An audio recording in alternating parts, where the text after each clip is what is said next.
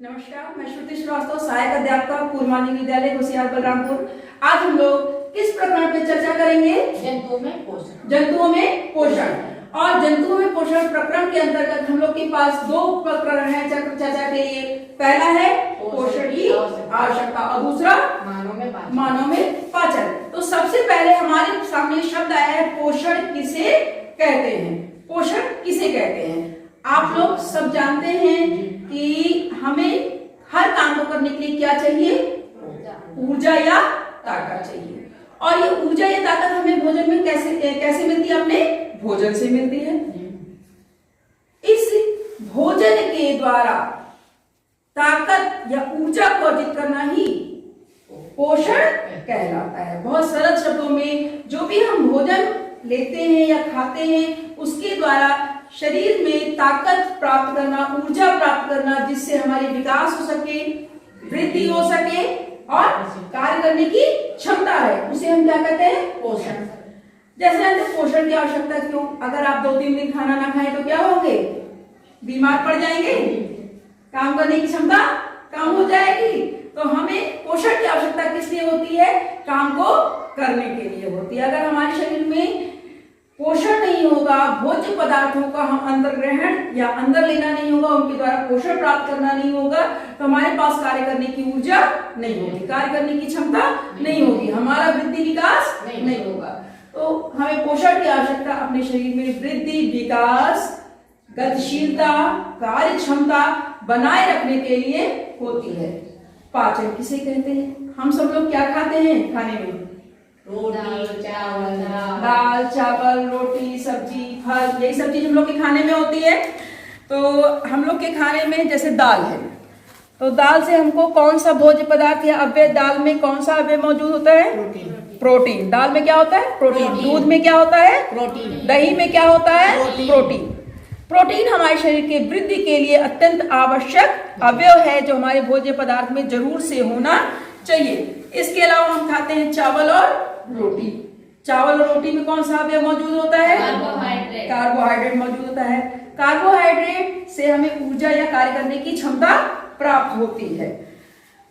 हमारे पास सब्जियां हैं, फल हैं, इनमें क्या होता है? विटामिन एवं खनिज लवण उपस्थित होते हैं। शरीर के पोषण के लिए आवश्यक ये अवयव हमारे जटिल एवं अघुलनशील रूप में होते हैं, जिनको हमारा शरीर सीधे से रूप में ग्रहण नहीं करता है या सीधे रूप में स्वीकार नहीं कर सकता है। इन भोज्य पदार्थों में जिनको भोजन को हम लेते हैं, इनको सरल घुलनशील भोज्य खाद्य पदार्थों या अवयव में विघटित करने की प्रक्रिया को ही हम पाचन कहते हैं। यानी जो भी हमारे खाने में भोजन में जटिल अवयव मौजूद होते हैं, उनके सरल अवयव में टूटना और उसका अवशोषण ही हमारा पाचन की प्रक्रिया होती है। अब हम बात करते हैं पाचन में। तो सबसे पहले हमारे भोजन को क्या होना चाहिए? हमारे मुंह में जाना चाहिए, यानी अंतर्ग्रहण। भोजन के अंदर जाने को क्या कहते हैं? अंतर्ग्रहण। हमारा भोजन हमारे मुंह में जाता है और फिर एक लंबी सी आहार नाल होती है। क्या होती है? लंबी सी आहार नाल होती है। देखिए, आहार नाल में हमारा भोजन जो होता है, एक लंबी प्रक्रिया के बाद हमें पोषण या ताकत या ऊर्जा प्राप्त होती है।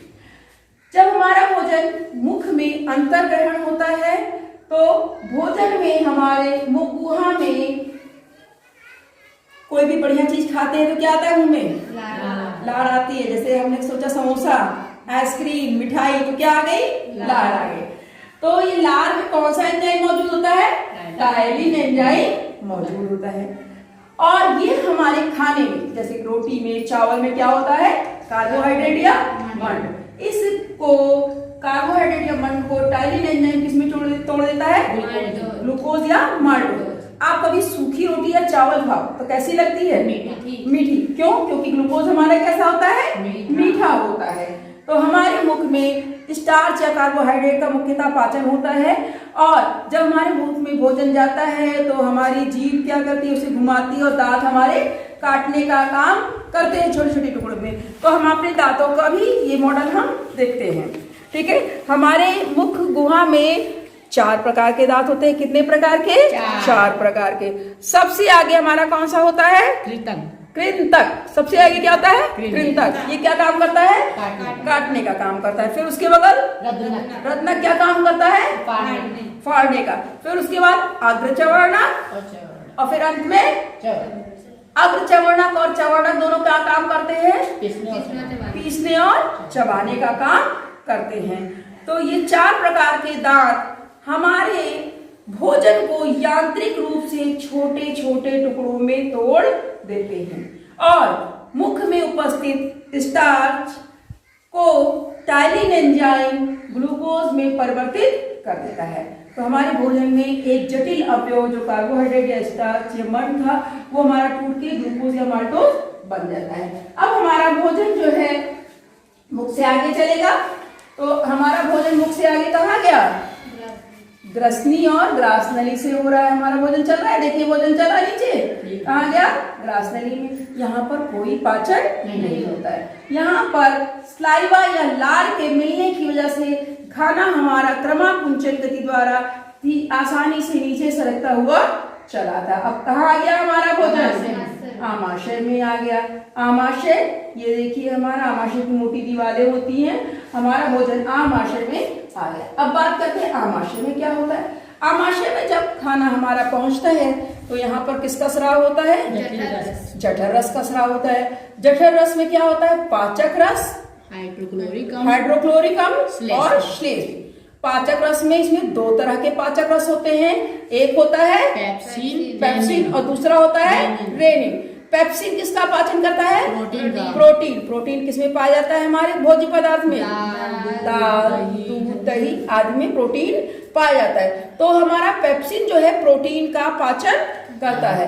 अब पेप्सिन जो है प्रोटीन का पाचन करता है और रेनिन क्या करता है? दूध को दही बनाता है। और हमारे जठर रस में जो हाइड्रोक्लोरिकम होता है ये क्या करता है?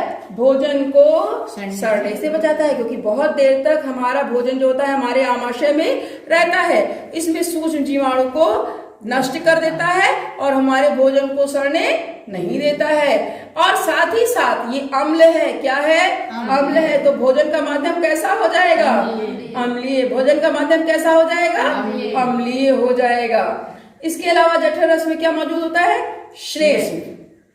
इन तीनों के द्वारा भोजन के अम्लीय माध्यम में आमाशय में भोजन का पाचन होता है और मुख्यतः हमारा प्रोटीन का पाचन होता है।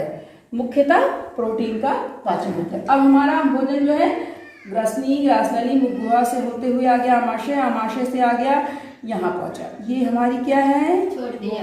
ये हमारी छोटी आंत है। छोटी आंत में है हमारा भोजन। अब देखो छोटी आंत में जब भोजन पहुंच रहा है, यहाँ पे छोटी आंत यहाँ से शुरू हो रही है, आमाशय खत्म हुआ और छोटी आंत देखो बीच में कुछ आके मिल रहा है यहाँ पे। ये देखो ये एक नली है, इसको कहते हैं पित्त नलिका। इसे क्या कहते हैं? पित्त नलिका। और पित्त नलिका देखो पित्ताशय से जुड़ी हुई है। यकृत में पित्तरस बनता है। जब पित्तरस हमारा पित्ताशय में इकट्ठा रहता है और यह पित्ताशय से पित्तरस पित्त नलिका के द्वारा हमारा कहाँ मिल रहा है? छोटी आंत में मिल रहा है। और उसी समय देखो यहाँ पर इस जगह पर अग्न्याशय, हमारी अग्न्याशय द्वारा कौन सा रस बनाया जाएगा? अग्न्याशयी रस। तो ये पित्त रस, अग्न्याशयी रस हमारी छोटी आंत में मिल गया। जब हमारा खाना आगे बढ़ा तो कहाँ मिल गया? पित्ताशय और क्या कहते हैं छोटी आंत में पित्तरस और अग्न्याशयी रस मिल गया। अब हमारे यहाँ पर भोजन का माध्यम जो हो गया वो क्या हो गया? क्षारीय हो गया, कि छोटी आंत में पित्तरस और अग्न्याशयी रस मिल गया। छोटी आंत में शुरुआत का जो हिस्सा होता है यानी प्रथम भाग, ये हमारा क्या होता है? प्रथम भाग। प्रथम भाग में वसा या जो भी अभी तक नहीं पचा है या जो भी अपचित अवयव है उस सब का पाचन होता है। सब सरल व घुलनशील अवयव माल्टोज, अमीनो अम्ल, ग्लिसरॉल, वसा अम्ल में विखंडित हो जाते हैं, टूट जाते हैं। तो हमारे छोटी आंत के प्रथम भाग में ही हमारे पाचन की प्रक्रिया पूर्ण हो जाती है। मुखगुहा में हमारा कार्बोहाइड्रेट का पाचन हुआ, फिर आमाशय में हमारे प्रोटीन का पाचन हुआ, छोटी आंत में मुख्यतः वसा का पाचन होता है, या जो भी अपचित पदार्थ होता है उसका पाचन होता है, और ये हमारा सरल और घुलनशील अवयव के रूप में विभक्त हो गया छोटी आंत में। अब हमारा छोटी आंत बहुत लंबी होती है, 6 से 7 मीटर लंबी होती है। प्रथम भाग में पाचन हो चुका है। अब हमारी छोटी आंत में भोजन आगे बढ़ता है तो छोटी आंत में हमारे क्या होता है? रसायन छोटी उंगलियों के समान रचनाएं होती हैं, जिनको हम क्या कहते हैं, विलाई। ऐसी उंगलियों के समान रचनाएं होती हैं उसकी छोटी आंत की दीवारों पे। और ये जो हमारे भोजन के पचने के बाद पोषक तत्व सरल अवयव के रूप में आ चुके माल्टोज, अमीनो अम्ल, इन सबको वो अवशोषित कर, यहाँ पे क्या हो रहा है, अवशोषण शुरू हो गया। पाचन पूर्ण और क्या शुरू हो गया, अवशोषण। और ये विलाई हमारे पोषक तत्वों का अवशोषण करेगी। अवशोषण करके यह रक्त वाहिनियों के द्वारा पूरे शरीर में जाता है, जिससे हमें क्या मिलती है, ऊर्जा, और हमारा वृद्धि विकास होता है। ये हमारी यहाँ पर पोषण हुआ। स्वांगीकरण, इसे हम क्या कहते हैं, स्वांगीकरण। जो हमारे पोषक तत्व है उनका अवशोषण और उनके द्वारा हमें शरीर में ऊर्जा, ताकत व अन्य कार्यों के लिए उनका अवशोषण, उसे हम स्वांगीकरण कहते हैं। अब हमारा यहाँ पर यानी छोटी आंत की बात करें तो छोटी आंत में 3 का भाग, ऊपर पाचन हुआ, फिर अवशोषण हुआ और फिर क्या हुआ, स्वांगीकरण हुआ।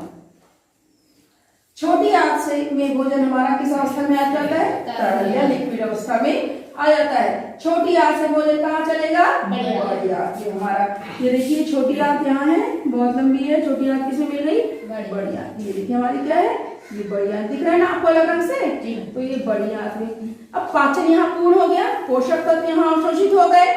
अब कुछ हिस्सा ऐसा होता है जो हमारा अपशिष्ट पदार्थ होता है, यानी हमारे किसी काम का नहीं होता। इस अपशिष्ट पदार्थ या अपचित भोजन, जो भोजन हमारा नहीं पचा है, यहाँ पर जल का अवशोषण होता है। किस चीज का अवशोषण होता है, जल का अवशोषण होता है बड़ी आंत में। और जल के अवशोषण से ये भोजन हमारा अर्ध ठोस अवस्था में आ जाता है। और अर्ध ठोस अवस्था में मलाशय या मलद्वार के द्वारा समय समय पर भौतिक क्रिया द्वारा बाहर बहिक्षेपण या निकाल दिया जाता है। इस प्रोसेस को ही हम पूरी पाचन कहते हैं। अगर हम इसको बहुत तेजी से रिपीट करें तो एक बार देखते हैं कि हमारा क्या है, मुख गुहा है, ठीक है।